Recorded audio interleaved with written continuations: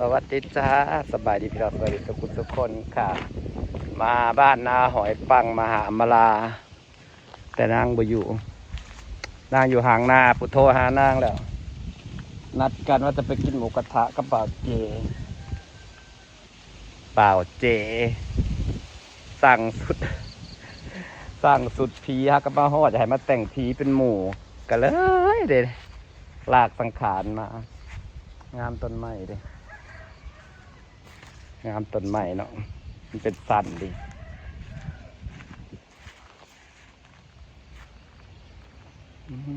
เขา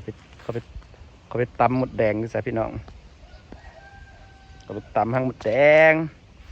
ตำเอาหางหมดแดงตำมากับผมมีอำมาลาอยู่ปลายนาผู้โทรไปกิน3 สันงามเห็นต้นไม้บ่ได้บาดต้นไม้บ่ได้ต้นไม้เราจะโตจะไปหาบ่าวเจก็ได้ค่ะนัดกับบ่าวเจนี่น้องนัดกับบ่าวเจ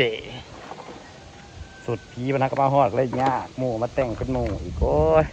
ไปก่อนทำหมูมาแต่งเป็นหมูลงไปสู่อัมมากาแล้วเมื่อกี้นี่นะเฮ้ยตู่มึงกูเพตู่มึงกูเพมันเป็นยังนี่เอาโต๊ะนี่ลงไปเอาบ่ก็อัดตู่มันเพไปกินนี่ใส่เดี๋ยวเอาโต๊ะขึ้นล้างรถกับแค่นั้นกันเลยอัมมาลานโทรหาเพิ่นว่ากูอยู่ห่างหน้าแล้วกูสิมาเพิ่นว่าเห็ดยำโต้งสูเกอำเภอกินได้ไหมครับเฝ้าเห็ดยำโต้งเอาแสบๆเด้อได้อดเข่ามาตะเฮือนเพิ่นเฮ้ยอดเข่ามากินข้าวน้ำมึงโดยตรงเลยนี่นะกระเป๋าแบรนด์ไปถอยยังมาวะเจ้าของแบรนด์เนาะเต็มโต๊ะนี่ฮะกระเดียมันกระเป๋าเดี๋ยวก็ซื้อของแบรนด์แล้วจากได้นะนี่ไงยื้อสุดแถมมึงซื้อยังก็ได้กระเป๋าใบบักงามหนึ่งแถมวะนี่อีลีนี่ซื้อบทถนัดจังได้นี่แต่ละ3-4 พันอ๋อมันก็งามเลยพอดีถือสบายพร้อมพี่ชิเป็นช่วงโปรโมชั่น1,195โอ้ก็ได้ของแถมดีแท้หนูไว้สวยด้วยนะชอบอ่ะเมื่อกี้เขาว่ากันยังว่าคือไปเอาตัวดำๆมาให้เบิ่งว่าโอ้มันโบทันเขาเลยงามกระเป๋านะเขาซื้อตัวนี้แหละ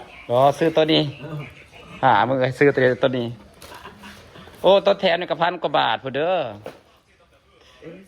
มันเป็นโปรโมชั่นมันสิปีใหม่แล้วเนาะนี่จะโปรโมชั่นว่าไงขายบุกออกให้เบิ่งอันมันช่วงสิปีใหม่แล้วก็แถมอันนี้กระแถมฮะเพิ่นบอกว่าคาเวียร์เครื่องสากไฟโลดเจ็ตสมอลเลตนั่นอันเดวันยำแบตมันเบิดนะยำแบตว่าอยู่ดีแบตไปเท่านอกแบตแมนเขาสามารถสากได้เลยแล้วก็ไปเท่าได้แล้วก็เช็คสภาพแบตเตอรี่อยู่ว่ามันยังเท่าไหร่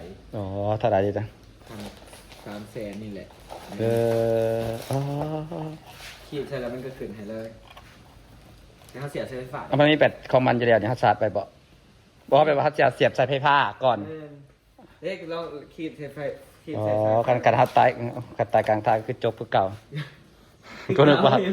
ว่ามีแบตแต่ว่าเป็นสำรองสำหรับสัตว์ตายกลางทางได้ซื้อตัวนี้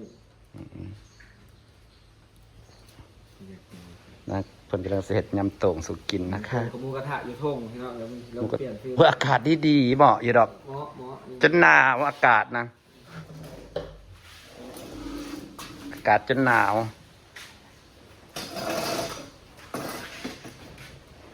โซซิมือยำโตเอาแซ่บเลยถากิน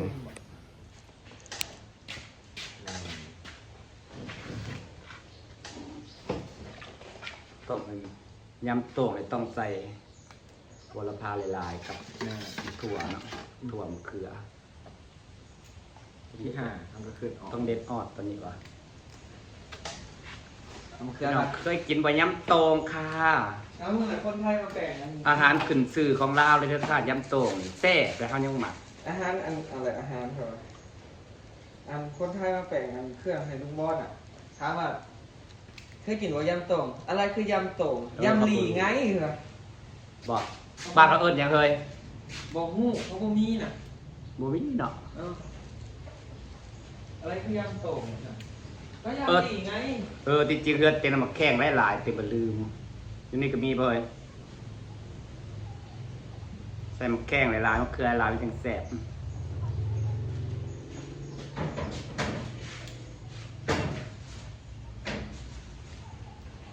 โชว์ซีมือยำโตง มัสลีเป็นเห็ดไง แล้วมันก็ถ่ายคลิปแบบว่าเป็นว่าแนะนำถ่ายคลิปว่าถ่ายแบบบรรยายน่ะ คนหมักเบิ่งแล้วเขาไปใส่เขาก็ถ่ายเขาไปเรื่อยๆแล้วก็จบมาจบสินะถ่ายแบบภาคแบบไหมคนยังเบิ่งมันก็หนาเบิ่งไหน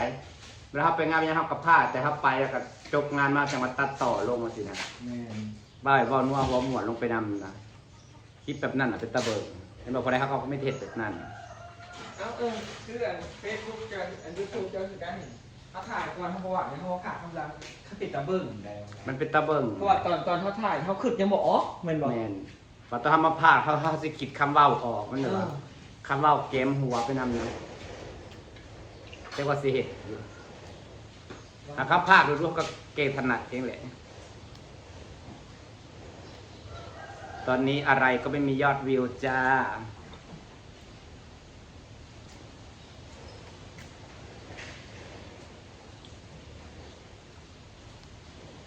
สั่งแบนผมมีเงิน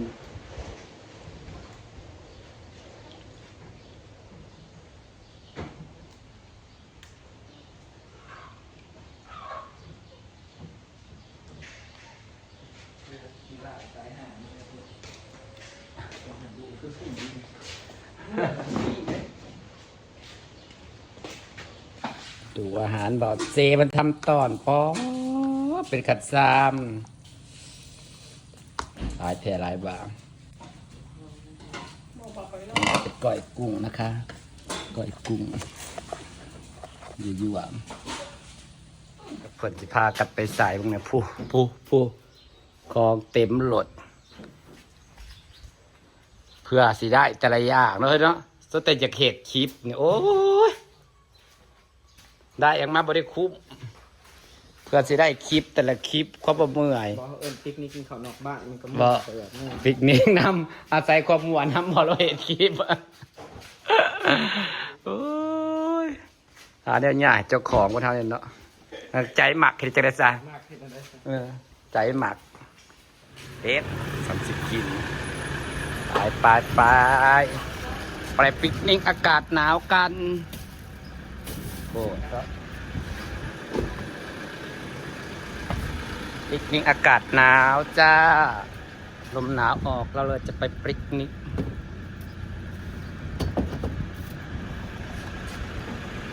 ของเต็มรถแล้วทุ่งนาปิกนิกเราดีค่ะที่เก่าเวลาเดิมค่ะโพดพอคนมากระโดดทุ่มทุนสร้างขนาดบ่จักอีหยังลงทุนดังงานแต่แค่เวลาไปดังแบบที่ไปหาถุงหยอกถุงยางมาอ่อย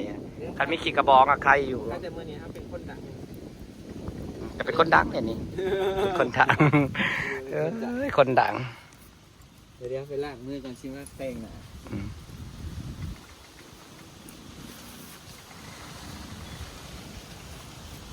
ปิกนิกจ้าสิฝากบรรยากาศไว้ซ้ำนี่นะจ้าบ่าวเจบันพามาปิกนิกกินข้าวบุญละ อยู่หน้าทงไห้ทงหน้า แมนอากาศหนาบุญวะ หนาว ได้ กับ ปลา ยัง มา ย่ำนี่ก็ยังมีน้ำอยู่ให้หน้าอยู่ได้ฝนตก น้ำเต็มให้เต็มคันมันมีบอลอยู่แต่มันอยู่อ่อนเนาะบางที มันย่ำดำหน้าผัดบดฝนบดตกมันย่ำมัน